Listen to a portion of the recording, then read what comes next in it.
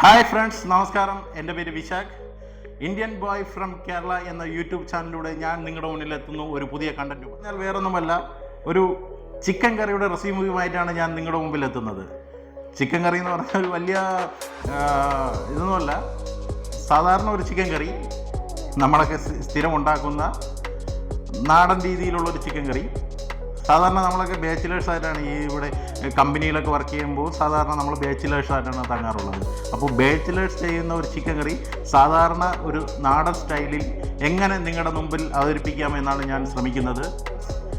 എല്ലാ പേരോടുമായി ഒരപേക്ഷ, ഈ channel subscribe ചെയ്ത് നിങ്ങൾ ഈ വീഡിയോ കാണണമെന്ന് അപേക്ഷിക്കുന്നു. ഈ വീഡിയോ കണ്ട് നിങ്ങൾക്ക് ഇഷ്ടപ്പെട്ട് കഴിഞ്ഞാൽ വീഡിയോ ലൈക്ക് ചെയ്യാനും കമൻറ്റ് ചെയ്യാനും ഷെയർ ചെയ്യാനും മറക്കാതിരിക്കുക. നമുക്ക് ചിക്കൻ കറി റെസിപ്പിയിലേക്ക് പോകാം. ചിക്കൻ കറിക്ക് ആവശ്യമായിട്ടുള്ള എല്ലാ സാധനങ്ങളും ഇവിടെ റെഡിയാക്കി. അപ്പം നമുക്ക് ചിക്കൻ കറി ഉണ്ടാക്കുന്നത് എങ്ങനെയെന്ന് നോക്കാം. ആദ്യം ഇതിനു വേണ്ടി നമ്മൾ ചെയ്യുന്നത്, ഒരു ചെറിയ പാത്രം അതിലോട്ട് വച്ചിട്ട് ഇതിലേക്ക് നമ്മുടെ മസാലകൾ ഇതിലോട്ടിടുകയാണ്. ഒരു 1/4 ടീസ്പൂൺ മഞ്ഞൾപ്പൊടി, ഇത് മുളക് പൊടി, കാശ്മീരി ചില്ലി പൗഡറും നമ്മുടെ സാധാ പിരിയ മുളകും കൂടെ മിക്സ് ചെയ്തതാണ്. രണ്ടും ഓരോ സ്പൂൺ എടുത്തിട്ടുണ്ട്. ഇത് നമുക്ക് ഇതിലോട്ട് ഇട്ട് കൊടുക്കാം. മല്ലിപ്പൊടിയാണ്, നമുക്ക് ഇതിലേക്ക് ഒരു 2 സ്പൂൺ മല്ലിപ്പൊടി ഇട്ട് കൊടുക്കാം.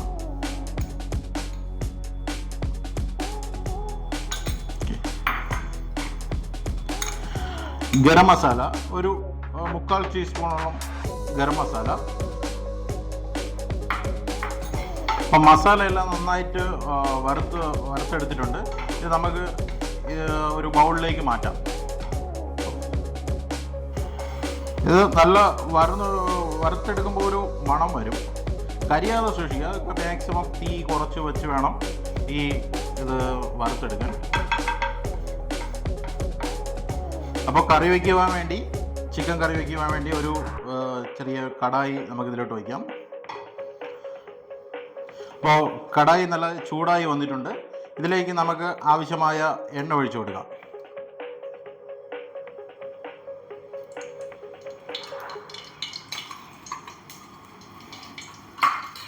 ചൂടായി വന്നിട്ടുണ്ട്. നമുക്കിതിലേക്ക് കടുക് ഇട്ട് കൊടുക്കാം. കടു പൊട്ടി വന്നിട്ടുണ്ട്. ഗ്രാമ്പൂ, പട്ട, ഏലക്ക എന്നിവ ഇട്ട് കൊടുക്കാം. മസാല ഐറ്റംസ് എല്ലാം ചൂടായി വന്നിട്ടുണ്ട്. ഇതിലേക്ക് നമുക്കിനി ചതച്ച് വെച്ചിരിക്കുന്ന ഇഞ്ചി വെളുത്തുള്ളി ചേർത്ത് കൊടുക്കാം. ഇത് നന്നായിട്ടൊന്ന് മിക്സ് ചെയ്യുക. ചെറുതായി ഒന്ന് ഇതിൻ്റെ പച്ചമണം മാറുന്നത് വരെ ചെറുതായി ഒന്ന് മിക്സ് ചെയ്യുക.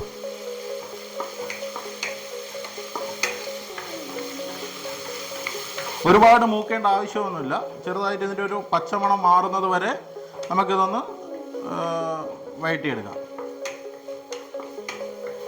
പച്ചമണം മാറി വന്നിട്ടുണ്ട്. നമുക്കിതിലേക്ക് ഇനി ചെറിയ ഉള്ളി ചേർത്ത് കൊടുക്കാം. ഞാനൊരു 10 മീഡിയം സൈസിലുള്ള ചെറിയ ഉള്ളിയാണ് എടുത്തത്.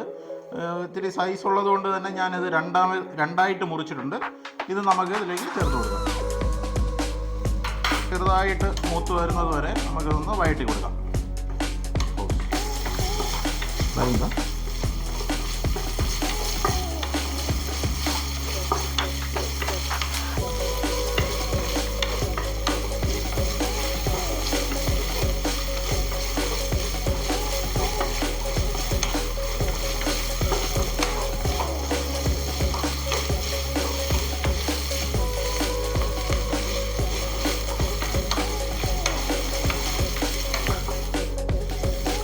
ഇപ്പോൾ വെളുത്തുള്ളി, ഇഞ്ചി, ചെറിയ ഉള്ളി ഇതെല്ലാം നല്ല മൂത്ത് വന്നിട്ടുണ്ട്. നമുക്കിപ്പോൾ ഇതിലേക്ക് ഒരു ശകലം കറിവേപ്പില ചേർത്ത് കൊടുക്കാം.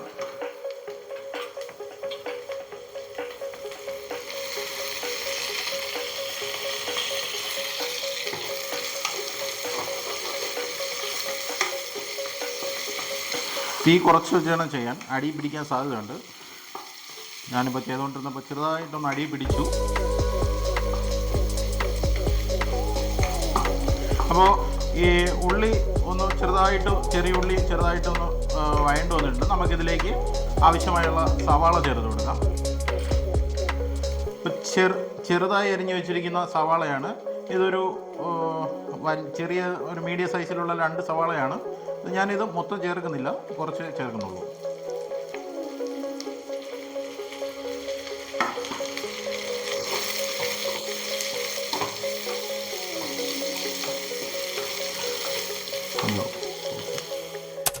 നമുക്ക് ഈ ഉള്ളിയൊക്കെ ഒന്ന് നന്നായിട്ട് വഴണ്ട് വരാൻ വേണ്ടിയിട്ട് ശകലം ഉപ്പിട്ട് കൊടുക്കാം.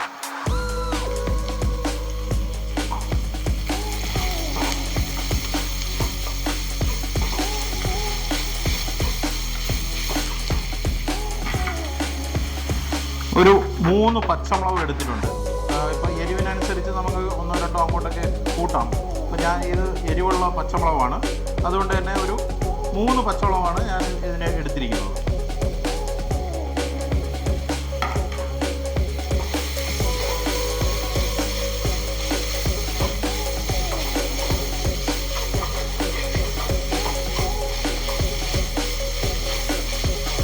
ചെറുതായിട്ട് വഴണ്ട് വന്നിട്ടുണ്ട്, ഒരുപാട് മൂക്കേണ്ട ആവശ്യമില്ല. ഇപ്പം നമുക്കിത് കഴുകി വൃത്തിയാക്കി വെച്ചിരിക്കുന്ന 1 കിലോ ചിക്കനാണ്. ചെറിയ മഞ്ഞപ്പൊടി ഉപ്പൊക്കെ ഇട്ട് കഴുകി വെച്ചിരുന്നതാണ്. നമുക്കിത് ഇതിലോട്ടൊന്ന് ചേർത്ത് കൊടുക്കാം.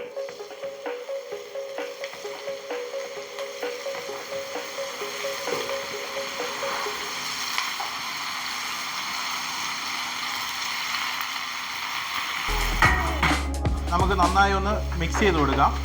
ഈ സവാളയും ചിക്കനും എല്ലാം കൂടെ ഒന്ന് നല്ല രീതിയിലൊന്ന് മിക്സ് ചെയ്ത് കൊടുക്കാം. കാര്യം ചിക്കനൊന്ന് ഇനി വെന്ത് കഴിഞ്ഞാൽ നമുക്ക് വലുതായിട്ട് മിക്സ് ചെയ്യാൻ പറ്റത്തില്ല, കാര്യം ചിക്കൻ ഉടഞ്ഞു പോകും. അതുകൊണ്ട് തന്നെ നമുക്കൊന്ന് മിക്സ് ചെയ്ത് കൊടുക്കാം. നന്നായി ഒന്നും കൂടെ ചെറുതായിട്ട് മിക്സ് ചെയ്തിട്ട് നമുക്കിതൊരു കുറച്ച് നേരം അടച്ചു വെച്ച് വേവിക്കാം. ഒരു 2-3 മിനിറ്റ് ഇതൊന്ന് വേകുന്നത് വരെ അടച്ചു വെച്ച് വേവിക്കാം. എല്ലാവരും നോക്കിയാൽ കാണാം, ചിക്കൻ നന്നായിട്ട് വെന്ത് ഇതിലോട്ട് വെള്ളം ഇറങ്ങിയിട്ടുണ്ട്. ഇപ്പോൾ ഞാൻ അതിൽ മുകളിലായിട്ട് തക്കാളി ഇട്ടു, അരിഞ്ഞു വെച്ചിരുന്ന തക്കാളി ഇട്ട് കൊടുത്തു. ഇപ്പോൾ നമുക്ക് ഒന്നും കൂടെ അടച്ചു വെച്ച് വേവിക്കാം. തക്കാളിയും കൂടെ വെന്ത് വരുന്നവരെ നമുക്കിത് അടച്ചു വെച്ച് വേവിക്കാം.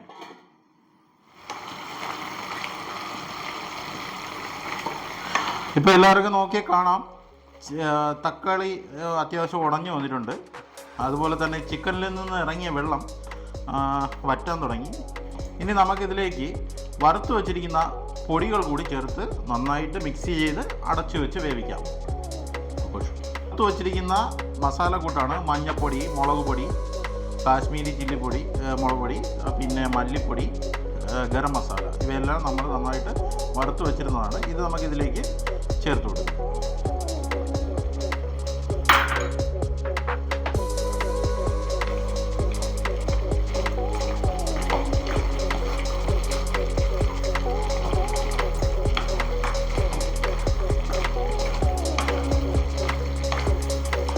ഈ മസാലക്കൂട്ടെല്ലാം കൂടെ ഇതിലോട്ട് അങ്ങ് ഇട്ടപ്പോൾ തന്നെ നല്ല മണം വരുന്നുണ്ട്. അത്യാവശ്യം നല്ല രീതിയിലുള്ളൊരു മണം ഈ മസാല ഇട്ടപ്പോൾ തന്നെ വരുന്നുണ്ട്.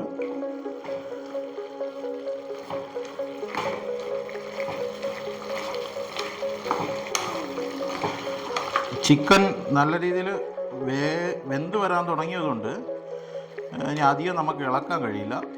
എന്നാലും മസാല ഇട്ട സമയത്ത് നമ്മളിവിടെ തിളക്കുന്നുണ്ട്.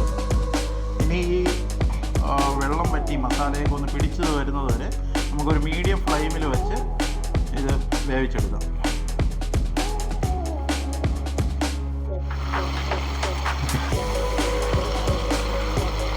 കാശ്മീരി മുളക് പൊടിയും നമ്മുടെ സാധാ പിരിയ മുളക് പൊടിയും കൂടെ ചേർത്തത് കൊണ്ടാവാം നല്ല കളർ കിട്ടിയിട്ടുണ്ട്.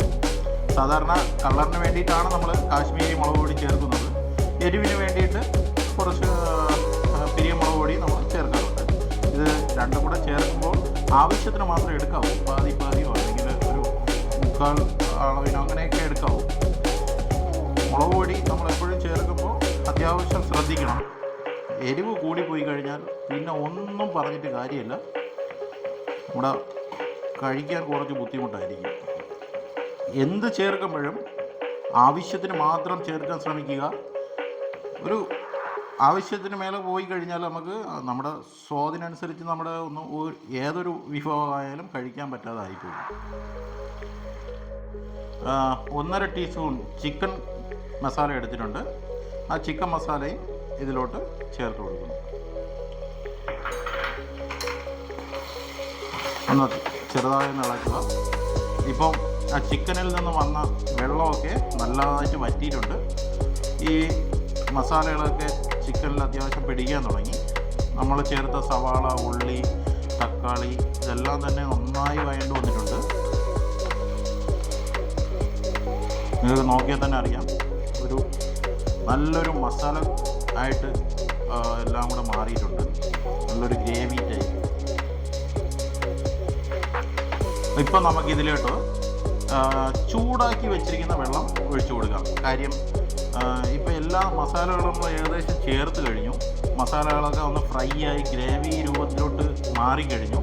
അപ്പോൾ നമ്മൾ പച്ചവെള്ളം ഒഴിച്ചു കഴിഞ്ഞാൽ അതിൻ്റെ ടേസ്റ്റ് വേറൊരു രീതിയിലോട്ട് പോകും. അപ്പോൾ അതൊന്ന് ഒഴിവാക്കാൻ വേണ്ടിയിട്ടാണ് നമ്മളിതിലേക്ക് ചൂടാക്കി വെച്ചിരിക്കുന്ന ഒരു 2 ഗ്ലാസ് വെള്ളം നമുക്കിതിലോട്ടൊന്ന് ഒഴിച്ചു കൊടുക്കാം. ഗ്രേവി കുറച്ച് മതി എന്നുള്ളവർ കുറച്ച് വെള്ളം ഒഴിക്കുക. അത്യാവശ്യം ഗ്രേവി വേണമെന്നുള്ളവർ ചിക്കൻ മുങ്ങി നിൽക്കുന്ന രീതിയിൽ കുറച്ച് വെള്ളം ഒഴിച്ചു കൊടുക്കുക.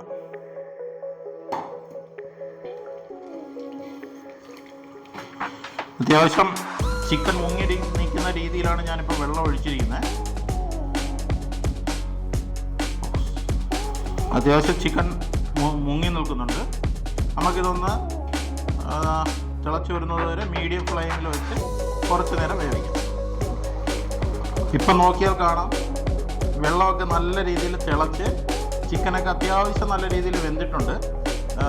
ഇതിലേക്ക് മുകളിലൊക്കെ എണ്ണ നല്ല തെളിഞ്ഞു വന്നിട്ടുണ്ട്. ഇതിൻ്റെ ചിക്കൻ അത്യാവശ്യം ഇപ്പം തന്നെ നല്ല വെന്തിട്ടുണ്ട്. നമുക്ക് ഈ വെള്ളം ഒന്ന് കുറുകി വരുന്നത് വരെ, ഇതിൻ്റെ ഗ്രേവിയൊക്കെ ഒന്ന് നല്ല രീതിയിൽ കുറുകി വരുന്നത് വരെ നമുക്കൊന്ന്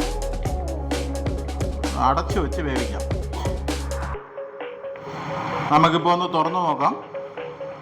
അത്യാവശ്യം ഗ്രേവിയൊക്കെ ഒന്ന് കുറുകി വന്നിട്ടുണ്ട്. ഗ്രേവി വേണമെന്നുള്ളവർക്ക് ഇങ്ങനെ തന്നെ ഉപയോഗിക്കാം. അല്ല, ഗ്രേവി ഒന്നും കൂടെ കുറുകണമെന്നുള്ളവർക്ക് കുറച്ചും കൂടെ നേരം ബോയിൽ ചെയ്യാവുന്നതാണ്. എനിക്ക് ഗ്രേവി കുറച്ചും കൂടെ ഒന്ന് കുറുകണമെന്നുള്ളതുകൊണ്ട് ഞാൻ കുറച്ചും കൂടെ ഒന്ന് ബോയിൽ ചെയ്യുന്നു.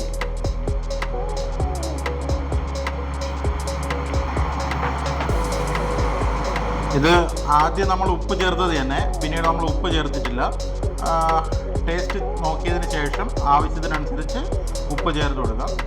എനിക്കിപ്പോൾ ഈ ഗ്രേവിയിൽ കുറച്ചും കൂടെ ഉപ്പ് ആവശ്യമുണ്ടെന്ന് തോന്നി ഞാൻ അത്യാവശ്യം ഉപ്പ് ചേർത്ത് കൊടുക്കുന്നുണ്ട്.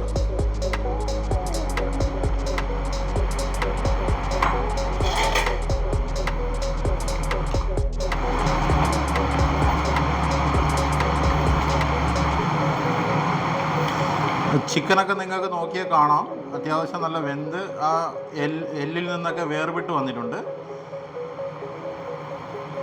എപ്പോഴും നമ്മൾ നോൺ വെജൊക്കെ ഉണ്ടാക്കുമ്പോൾ മാക്സിമം കുക്ക് ചെയ്യാൻ ശ്രമിക്കുക. കാര്യം നോൺ വെജൊക്കെ കുക്ക് ചെയ്യാതെ കഴിക്കുമ്പോഴാണ് നമുക്ക് ഓരോ പ്രശ്നങ്ങൾ നമ്മുടെ ലൈഫ് സ്റ്റൈലിൽ ഉണ്ടായിക്കൊണ്ടിരിക്കുന്നത്.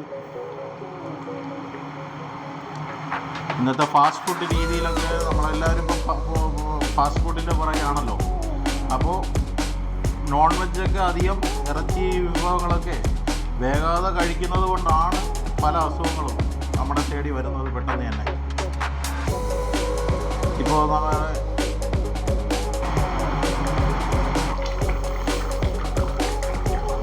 നമ്മുടെ കറി ഏകദേശം റെഡിയായി കഴിഞ്ഞു. ഇനി നമുക്കിതിലേക്ക് ഒരു